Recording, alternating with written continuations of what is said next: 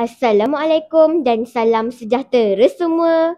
Saya Aina, pengacara anda dalam podcast Bintang Bipis. Hari ini kita akan kenal dengan seorang murid yang luar biasa. Bukan sahaja aktif di sekolah, tapi juga berjaya mengharumkan nama sekolah dalam pelbagai bidang. Jom kita sambut tetamu istimewa kita hari ini. Nuha. Assalamualaikum semua. Saya Nuha Wadiah binti Muhammad Hasaini.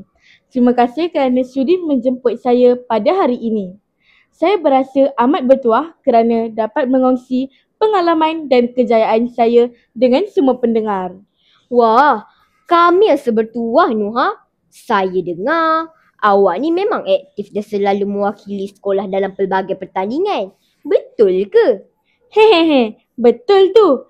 Saya suka sertai aktiviti sekolah sebab bagi saya di setiap penyertaan adalah peluang untuk mencabar diri sendiri. Betul tu Nuha. Jadi, boleh Nuha kongsikan dengan kami antara kejayaan yang paling bermakna buat Nuha setakat ni?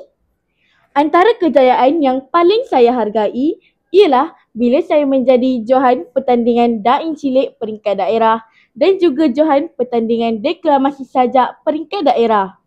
Saya memang suka bercakap di depan orang ramai dan melalui pertandingan ini saya berasa lebih yakin dan berani.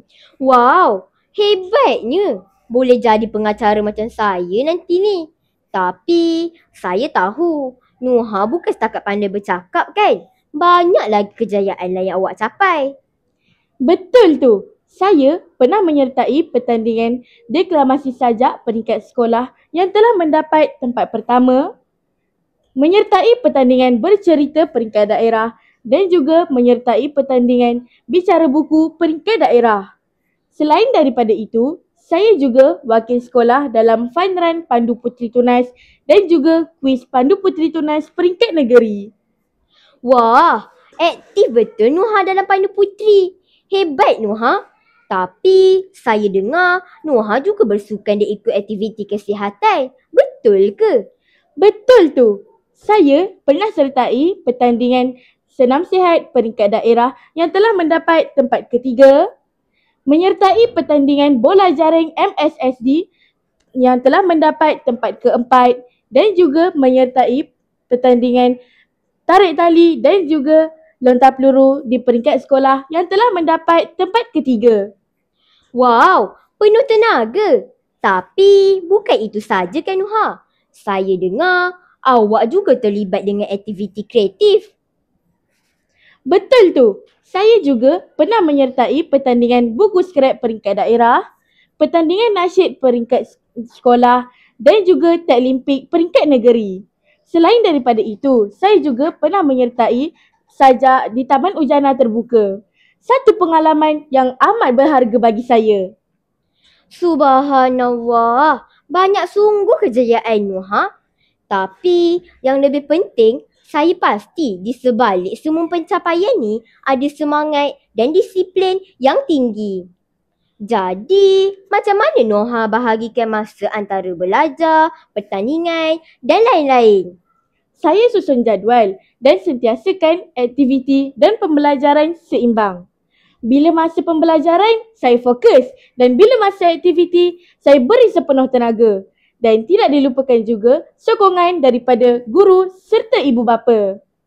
Sangat matang jawapan tu Nuha.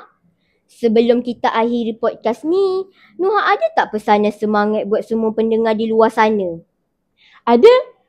Kawan-kawan, jangan takut untuk mencuba. Setiap usaha yang kecil akan menjadi besar. Sentiasalah berdoa dan hargai setiap sokongan ibu bapa serta keluarga. Masya Allah, indah sungguh kata-kata tu. Terima kasih Nuha sebab sudi berkongsi kisah kejayaan dan semangat bersama kami. Terima kasih juga Aina. Saya doakan semua pendengar pun terus maju dan jaya. Dan itulah dia, kisah inspirasi daripada Nuha, murid yang bukan sahaja cemerlang dalam pelajaran, tapi juga aktif dalam pelbagai bidang. Terima kasih kerana mendengar podcast Bintang Bipis. Jumpa lagi dalam episod seterusnya. Assalamualaikum dan selamat berjaya. Bye.